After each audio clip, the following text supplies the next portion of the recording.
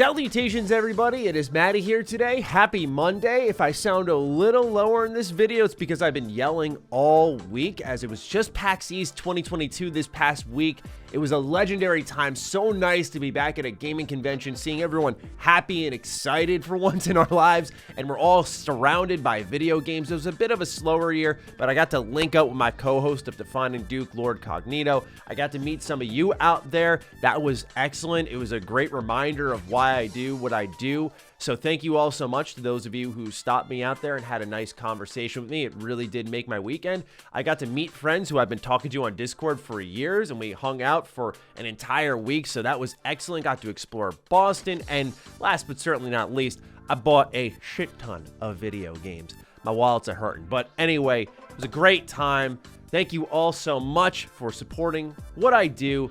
And I do apologize if some of this news comes across a bit old or late. I was busy, and last week we produced a lot of what I like to call evergreen content, more discussion stuff like The Dark Age of Ubisoft, a long-term project, months in the making. I was very proud of. If you missed that, please check it out. I also had a conversation with Skill Up on the review scene for video games. If you missed that, please do check it out. Another one I'm really proud of. But we did dip out of the news game for a week. We're catching up on that now, and we got some big ones to talk about. So let's do it. If you're new here, consider subscribing. Usually we're on top of everything day and date when it comes to news and reviews. Just this week in particular was an exception.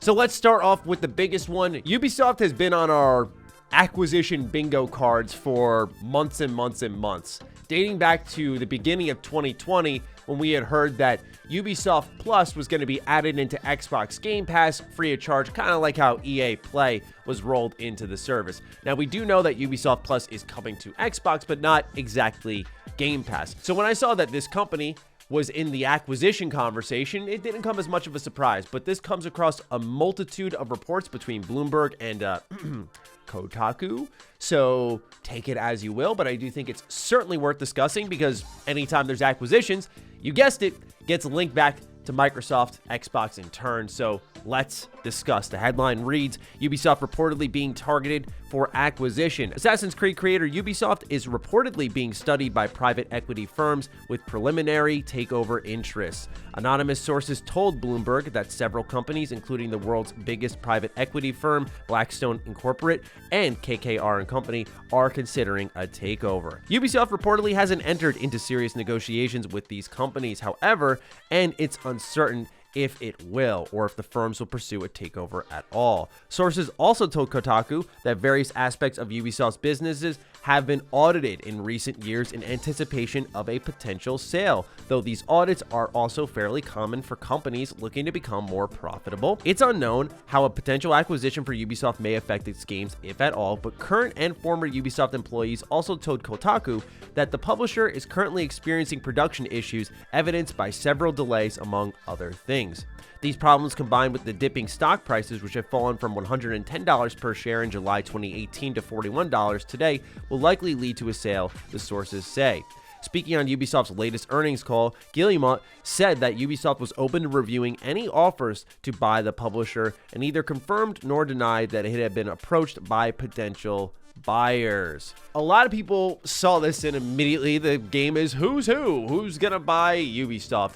Right now, we know that Xbox has their hands tied a bit when it comes to the big publisher known as Activision Blizzard King, so they seem like an unlikely target. However, I never rule out Xbox because it was only before January of this year that when we were talking about acquisition targets for Xbox, Ubisoft, Warner Bros. Games, all of them were in the conversation. Whenever Activision was brought up, we all went, no.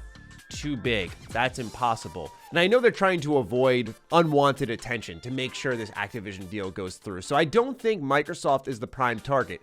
Now, immediately people go to PlayStation. They're like, well, what about them? And it was interesting reading the conversations I saw online because many people were saying, why would they need them? Ubisoft games collide directly with what PlayStation does. And I'm sitting there thinking to myself, Ubisoft makes a lot of third-person open world games. When you look at Phoenix, when you look at Assassin's Creed, which was milked for a long while, and then you look at the future of Ubisoft, which is a lot of live service games, and then you look at the 10 plus live service games that PlayStation is priming up, their investment in live service between Bungie, between buying Haven Studios, and then you look at, of course, Ubisoft is making Assassin's Creed, Far Cry, all of these games platforms, which are going to be live service titles in the future, and I feel like there's a bigger match there. Also, PlayStation said they're certainly not done. There's been a lot of rumors in the industry that there is a big acquisition coming. However, that could be tossed out by any source anywhere because honestly, there's so many acquisitions in the works right now that no one's really technically wrong. So it's a strange time for game reporting in general on this type of stuff. It's just interesting to see an actual leak from trusted sources like Bloomberg about a potential takeover happening at Ubisoft, because normally these acquisitions come out of the blue like they did with Bungie, like they did with Bethesda, like they did with Activision. They're very much locked down secrets. For me, my read on the situation with Ubisoft is I don't think they're going to go to one of the big console platform holders. I wouldn't be too surprised if we see them get gobbled up by like Epic, something like, I don't know, Tencent. I don't feel like it's going to go the route we've typically seen it go. Now, I do think Xbox has a lot more to gain here than PlayStation, where PlayStation already has a lot of the third-person open-world stuff where they're just adding more to their portfolio, strengthening that, which certainly isn't a bad thing, but also adding to that live service stuff.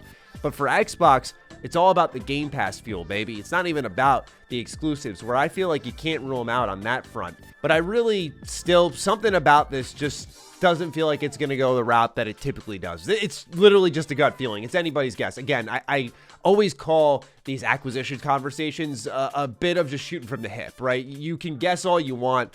I don't think any of us are really going to be exactly correct unless it's a stroke of luck. There's real no evidence because, again, these are top level conversations that barely leak. So it's really interesting to work with the minimal amount of knowledge we have here. This isn't Ubisoft's first time fighting off a potential takeover. There was the infamous Vivendi takeover of Ubisoft many years ago that they managed to, again, ward off. But to me, they seem like a company that is in dire need of some real help. So to me, this really does come as no surprise at all. It's really a matter of time. I wouldn't be shocked if sometime this year we hear that they're going somewhere else because, again, they're really struggling. And you look at games that have been delayed, Prince of Persia, Sands of Time remake. You look at Skull and Bones. I almost forgot that one existed.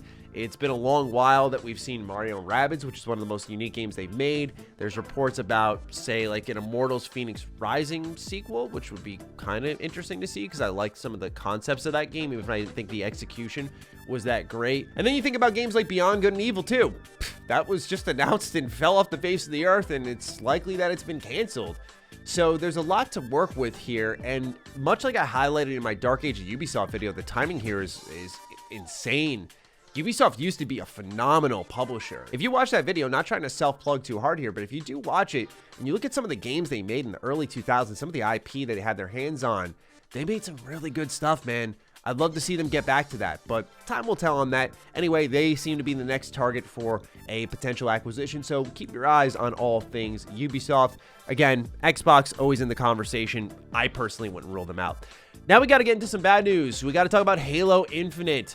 So over this past weekend, we learned about the 2022 roadmap, and my God, is it a catastrophe? A lot of people really displeased with what's going on with Halo, the franchise, 343's efforts, and the overall management of this team, because it seems like it's not a talent issue at all. Anyway, we're going to run through this roadmap here. As you can see, on the top right is the biggest problem, that Season 3 for Halo Infinite begins November 8th, and that would put it in another 6-month season, much like Season 1 was. Now Season 2 will be a 6-month season, and people are looking for content to accelerate. It's really, really sad to see. That is the biggest problem here, and of course, people are getting tired of the maps, getting tired of the modes, getting tired of the 343, I put this in quotes, excuses, because they do have some, as they write below. This roadmap reflects the same studio priorities that we shared back in March, addressing issues negatively impacting the player experience, completing Season 2 and delivering it as promised on May 3rd, continuing to work on co-op campaign, Forge, and Season 3, with a priority 0 of team health and getting ourselves into a sustainable development rhythm so that we can deliver great experiences messages to all of you while maintaining a healthy work-life balance. We know we need to deliver more content, so they are well aware this sucks, and more features more quickly. Staying true to priority zero means that sometimes we need to slow down in order to stay healthy and move faster later, but we're also aggressively looking at ways to accelerate. For example, we want to get the Forge toolset into your hands sooner rather than later so the awesome community maps and modes can more rapidly make their way into the game, something that would help them out drastically, by the way. To make this happen, we're targeting a Forge open beta later in Season 2. We've successfully had Forge in private flighting with a limited audience for some time, so we decided to forego a large-scale formal flighting program and go right into open beta. With this approach, we can get the core Forge tools out to everyone quicker, while also remaining focused on our core priority of continuing to improve foundational aspects of Halo Infinite. Forge will persist from the open beta onwards, evolving and growing over time. Here's the awkward conversation we all gotta have again about the balance of work culture, about studio health, and about the output of content. And it is a dog-eat-dog world out in the live service genre. If you're not putting out content, you're going to get lapped by someone else, like Destiny, Fortnite, Apex Legends. They're all out here putting out a ton of content. You got to figure it out sooner rather than later. And especially with live service, you got to hit the ground running. And I know we all like the comeback story, but it's very hard to go from a brisk walk to a jog to a sprint and get the momentum that something like Destiny 2 has. I have no doubt when looking at Master Chief Collection that the long-term vision of Halo Infinite can be very bright, but there's no excuse for why this project has been so mismanaged. And again, if you've watched my channel for a while, if you've watched Defining Duke for a while, you know that I've really been plugging away on the idea that this game should have been delayed, and it could have been a bit of a stopgap for some of the content here that felt like it was missing, where some seasons may have got out a bit quicker. Like Season 1 would have been out, say if the game came out in March, and then Season 2 may have been ready by June for E3, for summer showcase timing, and then maybe you have Forge or whatever in Season 3 come out in November. You do have a longer season for Season 2. There was a way to switch this up to prioritize that team health that they talk so much about. And the reason I call this conversation awkward is because they've said multiple times, I got to read the quote again, that they need to slow down in order to stay healthy and move faster later. I can't help but look at this and go, well, guys, gals, when is the time to move fast other than right now? When people are angry, when people are upset, when people are looking for more content and you desperately need it and you're aware of that. This loops back to our conversation about Ubisoft, where if I'm Xbox, yeah, is it really tantalizing to get Ubisoft into Game Pass? Of course. But I look at some of your foundational pieces like Halo, which I think is going to be lapped by the likes of Starfield in terms of relevance in years to come. And I don't think Halo's going to be the big dog on the front of the Xbox Series X box art that you get on the console when you order that new system and you see like all the different characters. I think Halo's going to be off to the side in the future because of the way they're treating it. Where if I'm Xbox, I'm looking at acquisition targets like Certain Affinity to help bolster the life of Halo Infinite, this long-term service game that's spiraling out of control. But again, it goes back to 343 here, where I'm not asking for them to crunch, but they're saying we need to move slower so that we can move faster later. I don't know when, other than right now, is urgent, especially if you in a previous statement said, we know we need to get content out quicker and we know we need to get things moving. It sounds like you're aware, but there's no pressure internally to get that job done. And again, it's a dog-eat-dog world. People are just going to go, all right, well, I'm going to go find something else to play. I'm going to be very curious to see what the numbers are for Season 2, where the content looks pretty lackluster. We know co-op campaign is going to be there day and date, where we know that it's only 2 maps, a couple of modes. Modes look pretty cool, look really fun, but for a lot of people, this isn't enough, and I think many are going back to the GOAT, which I imagine 343 isn't too upset with, since they also will generate revenue from this game, but Master Chief Collection. However, you want the new guy in town to be doing the best. It's been a steep fall from grace, if you will. And again, a lot of people have brought up the conversation about 343 and should they have the Halo license. It's really a tough conversation as time goes on because it's clearly not a talent issue. I think Halo Infinite's one of the best playing Halo games. But when you look at 4, 5, Infinite, when you look at Master Chief Collection's launch, there is a problem here with talent management, with IP management. I think that 343 did a great job helping out with things like Halo Wars 2, which is one of the best Halo games in recent memory. A lot of people just forget that one. But otherwise, yeah, there's a big management problem with this IP. Halo should be at the top of the mountain. It should be getting the priority treatment, but it's instead getting crappy spin-off TV shows on Paramount Plus. It's not getting content on Infinite. People are going back to the old remastered collection, which again probably isn't a big deal for 343 and Xbox, but for me personally, I feel like they could be doing a lot better here. I think we can all agree on that. And again, their statements confuse me greatly. If you don't want to walk fast now, then when? When is the time to walk fast? Maybe we'll learn in due time, but that's really just a sad situation painted for Halo Infinite. With that, we end on some positive news here as we learned that Xbox just had its best March sales performance in 11 years, bringing in more money than the Switch or the PS5. I want to preface all of this by saying normally I don't give a shit about this type of news because to me it's like I'm not this console fanboy who's like, yeah, we did so well here. But I thought the numbers, the statistics were really fascinating given that the current situation Xbox is in. A lot of people, including myself, have really bitched and moaned about no big exclusives, nothing really major happening in the first part of the year.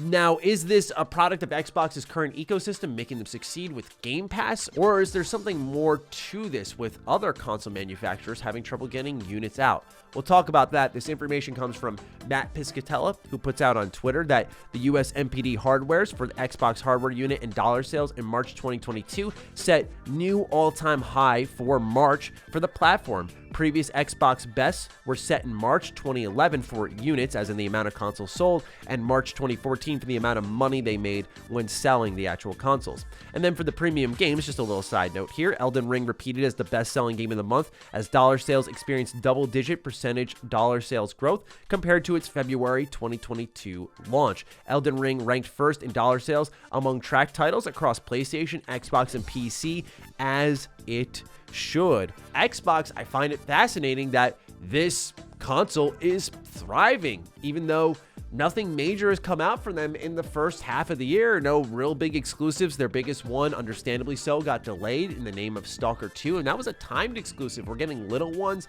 like, of course, Tunic. We're also getting indie games like Trek to Yomi day one on Game Pass. So Xbox is doing a lot of great things with their ecosystem, but it seems like this is a product of that system getting a lot of people to buy in. By system, I mean the actual, like, service layout that they have here and the money that's saved for consumers and the access to a plethora of games they have. That seems to be working. But at the same time, it seems like Xbox is in the front of the line on console production. And we see that PlayStation 5 is struggling to get units onto the shelf. So it's understandable why Xbox beat them out. But for them to set their own personal highs in March when nothing's happening, it's a pretty scary statement for the competition about what can happen when Xbox finally, as we talked about for months and months and months and months, finally gets things rolling. When they actually start putting out games, we start to see our Redfalls, our Starfields, our Fables, our Hellblades, or so on and so forth. We finally start to see those, what things will actually look like for them. It could be pretty fun. And I imagine like a battle this fall, if God of War Ragnarok actually comes out in the fall. I know they're talking about like, we'll show you stuff when we're ready for it. But if it were to come out in this fall against Starfield, and there's like a real battle here, that's the most fun a gamer can have, man. Not because of the console war toxicity, but because these two are showing their best. And that's really exciting to see. So I can't wait. But anyway, ladies and gentlemen, that's all I got for you in today's Xbox news update. Thank you so much for tuning in. What do you think about everything between Ubisoft, between Halo Infinite, and of course, what's happening here with the console sales? Let me know in the comments down below. Other than that, follow me on Twitter, follow me on Instagram. Those links are in the description down below. And a big thank you to all the patrons, all the members who are supporting the content here. Stay sexy, stay active. I love you all. Peace.